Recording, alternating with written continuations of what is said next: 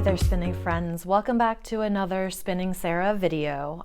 This is actually a new installment of Ask Spinning Sara.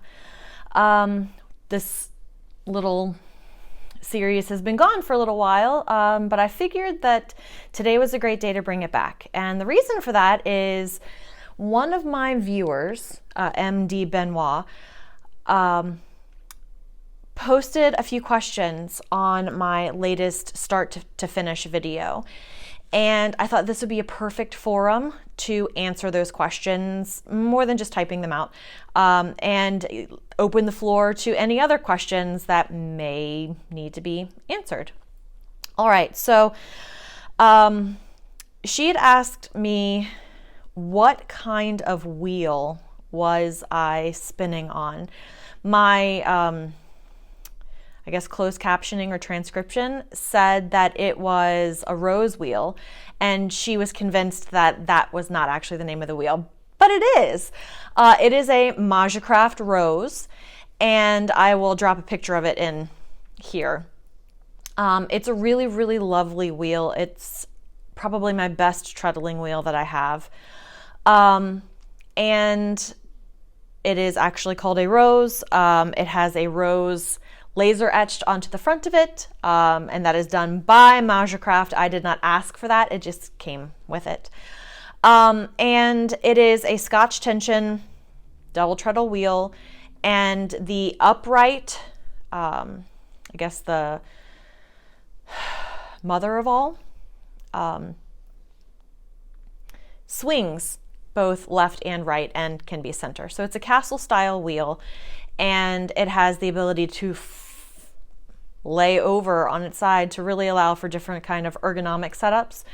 I really, really, really love that wheel, and I have many times said that if, gun to my head, if I could only choose one wheel to keep, one treadle wheel to keep, it would be my Rose, even over my Lundrums. It is really, really fantastic wheel. She also asked why I spun that particular yarn on one bobbin and not two. And it's funny.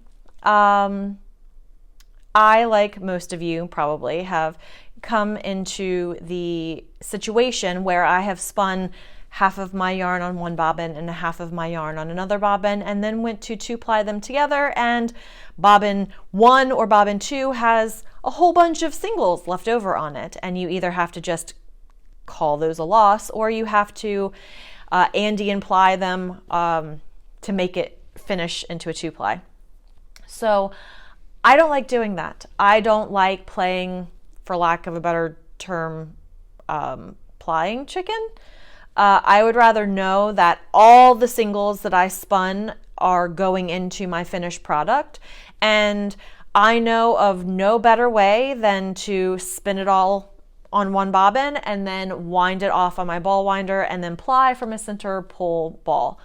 There are people who argue that that inserts twist or removes twist, and if it does, it is so negligible as to make no never mind. I have not seen any sort of visible difference in my yarn when I straight two-ply from two bobbins versus when I do from a center pull ball. So I'm going to continue doing that.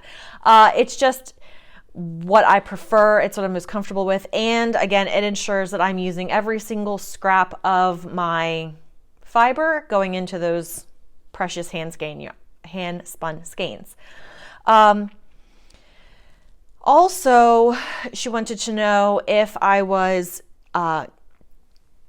counting the wraps on my niddy noddy to determine my yardage. And what you actually do, I do count them, but it is not quite as clear cut as just counting them. What you actually do, there's a math formula to follow to actually math your yardage. And you basically wind all of your yarn onto your niddy noddy, and then you count how many wraps you've done and write it down, because numbers like to run away and I can't remember them. So after you write that down, then you take it to a nice flat spot where you can lay out a tape measure or a measuring tape or whatever and measure how many inches or centimeters that particular skein lays out. And of course, whenever you wind on a niddy noddy, you're going over some of your wraps, and so some of your wraps are going to be slightly longer and some of them are going to be slightly shorter. So I don't measure from the longest point, I measure from the middle. So if you have a skein, here, let's illustrate with this fiber. This top area is going to be the longer pieces and this bottom area is the shorter pieces. So I kind of cut the difference, and I won't measure from here and I won't measure from here, but I'll measure from right in the middle, and that way it's going to give me a more or less correct yardage. So from both ends, you measure how many inches or centimeters that is, and then you multiply that by 2 because the loops go up and back down. Then you take that and hang on. You take your inches and then you times that by 2, and then you times that by how many loops you had. Okay, so loops times 2, then times the number of inches or centimeters that you had. Then for inches, because I don't know centimeters, you want to divide that big number that you come up with by 36.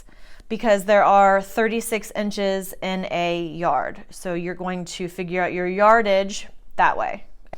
Just counting the number of wraps around your niddy noddy is going to give you a skewed number. It's not going to be the correct number because tension on your yarn pulls it slightly. The thicker or longer wraps as you build up the thickness are also going to skew those numbers if you just counted your wraps. So you want to actually do the math equation to figure out what those yardages are for each individual skein of yarn. I hope that answers your question. Those were her 3 questions, quick and easy.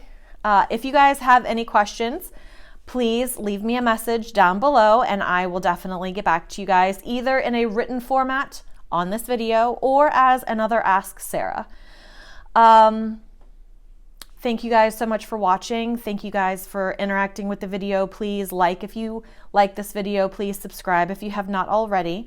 And if you are interested, you can also hit the notification bell to receive notifications every time a video or a post goes live. We do have channel memberships available. The link for that is in the description below. And until next time, guys, happy spinning.